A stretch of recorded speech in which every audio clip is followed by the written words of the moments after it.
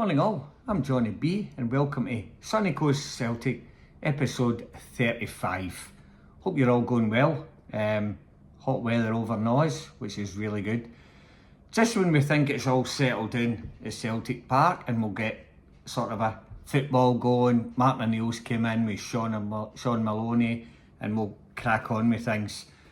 An incident obviously happened at Parkhead against when we were playing Falkirk, involving the Green Brigade, and now they've gave the Green Brigade a 6-match ban, which, look, to be honest with you, I think it's absolute nonsense. I'm not condoning what they've done. If somebody's hit somebody, member of staff, a steward or whatever it is, sometimes stewards get carried away as well and they think they're bigger than the law, but I'm not saying it's the right thing to do by any manner of means. But was it one person? Was it 2 people? Was it 5 people? It certainly wasn't the whole Green Brigade. In fact, I think a lot of them went to sort it out and get the other ones out the road, whoever started it. I'm not privy to all that information, but I'm assuming when I seen them all running in the tunnel, I thought, right, okay, they're going to either, something's happened in there, but maybe the boys went in there and sorted it out and said, you can't do that, whatever. But to ban the whole Green Brigade for the next 6 games is an absolute nonsense.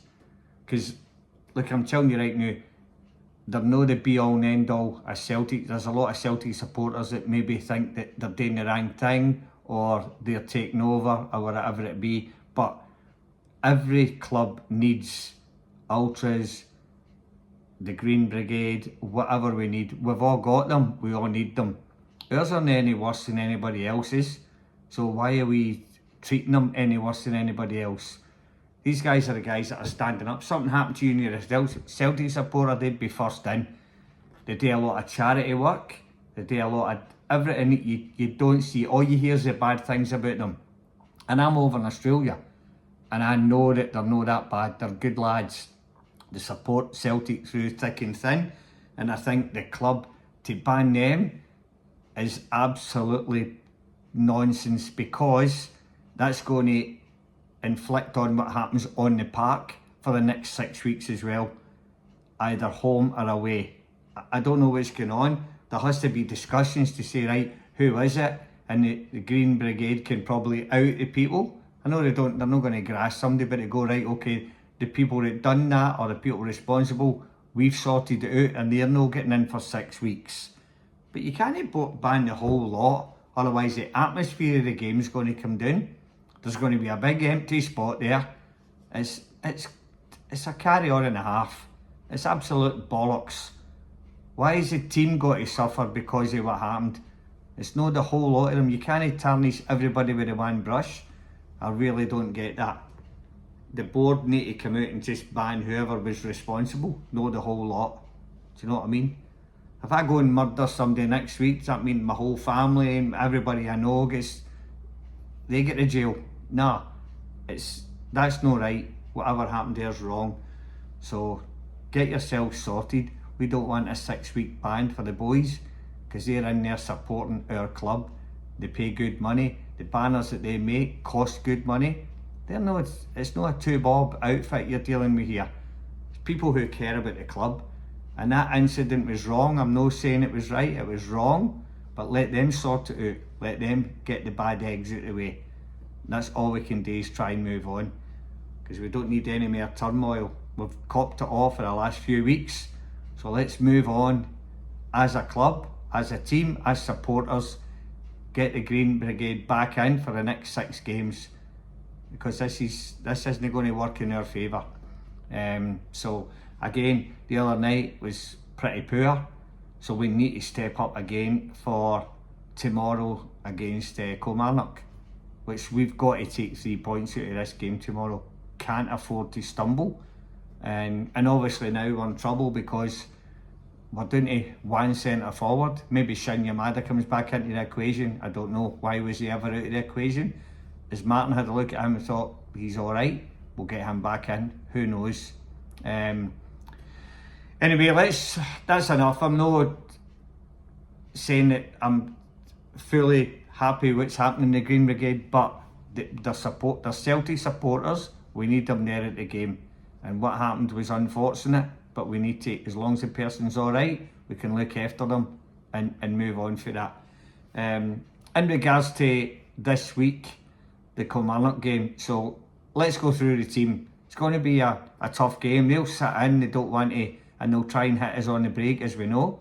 So I reckon that he's probably going to go with Schmeichel again in goals, who done nothing wrong apart from the third goal. It was like he had fucking super glue on his boots. He never even moved, and then he blamed people in front of him. Well, Stevie Wonder could have seen that ball coming in. It was just one of the things.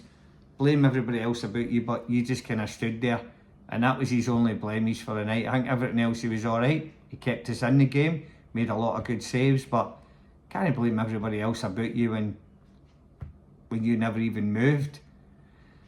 You know the thing, it's funny about goalkeepers. They blame everybody else when a shot comes in, when a cross comes in. They're out there giving it. You should have blocked that. You should have got in front of that. But see, their job is to save the ball. So if it happens that a shot does come in, you can't be blaming everybody else. Just save the ball, then blame them. But don't let it go into the net and then go, that was your fucking fault. You should have been there. Do you know what I mean? That's their job, is to save the ball. It's not to shout at everybody when they don't put a challenge in. I get it, what was happening. I'm not talking about the Ralston and Engels one where he's cut in between both of them. I'm not talking about that one. I'm just talking about in general.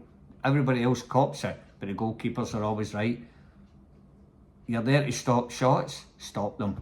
Then blame everybody else if they don't fucking get in front of the guy or whatever, you know.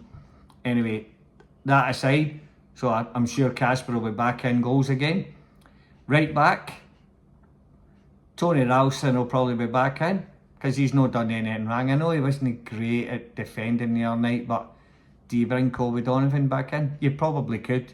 In fact, I'm going to make a bold decision here and say that Mark O'Neill's going to bring Colby Donovan back in for a home game against Kilmarnock. I don't think there'll be as much pressure on him as there would for a European game. He might rest Ralston. So, Colby Donovan at right back. Left back, got to bring in Sriracha. Definitely. Kieran Tierney went back the way the other night for me. Just kept getting the ball and going back, and he didn't have a great game the other night. So I'd be putting Sriracha left back.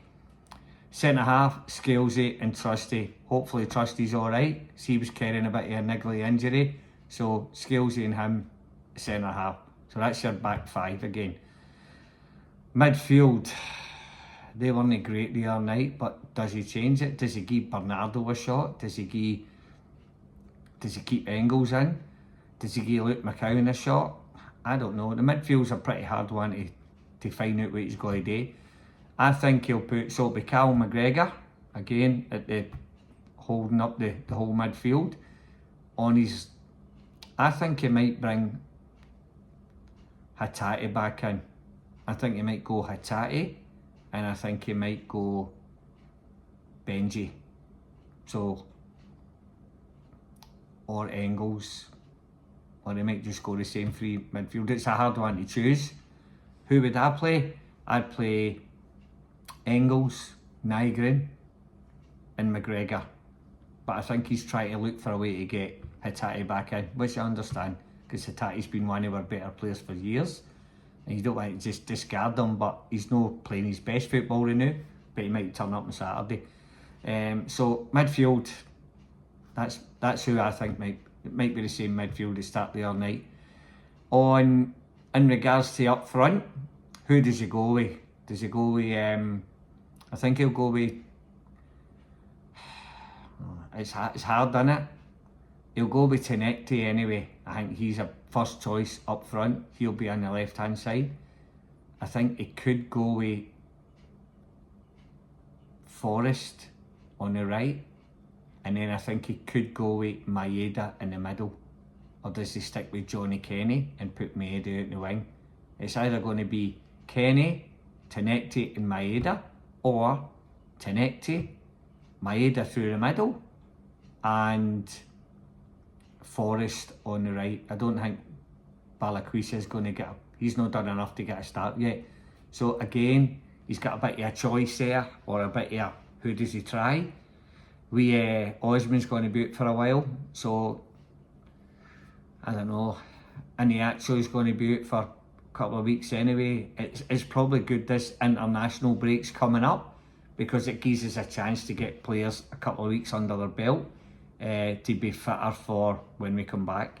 Because it's going to be non-stop through November and December, because all the games are just going to come thick and fast, and we've also got a cup final in the middle of that as well, which will be brilliant because players need to fight for their place. Is Martin O'Neill going to be there after this international break? I don't know. I listen to Martin all the time on his interviews, and he doesn't know either, or at least he's not telling us that he knows. Is he going to be there long term? I don't think you can have him there long term. I think he'll steady the ship, and I think he has. And I keep saying this, that the league's the most important thing for us this season. Europe's gone, so forget about that. The league is the most important thing. So we've got to go out there this weekend and beat Kilmarnock. We've then got to have the international break and then push forward, because we need to start picking up points now. We've got a few decent home games that we should win. So, but you never know. It just depends on who turns up. This whole turmoil with the Green Brigade might have an effect on the field. That's why I'm saying they never all done it, because they were all still sitting there in the crowd. You can't tar everybody with a one brush. So I don't know, it's nonsense. We're going to have half of that quarter of the ground empty because of that. It's not going to help the team. So the board need to have a good look at themselves over this. And as I say, what happened was wrong, but it wasn't the Oiram that done it. So you can't put them on in that, it wasn't their fault. It was maybe one or two individuals. So move on, sort it out, make sure the guy's alright, and let's move on.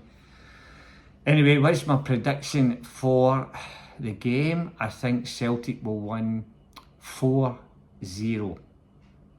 First goal will be Maeda. All good. Have a great weekend, and I'll talk to you after the game. Hail, hail.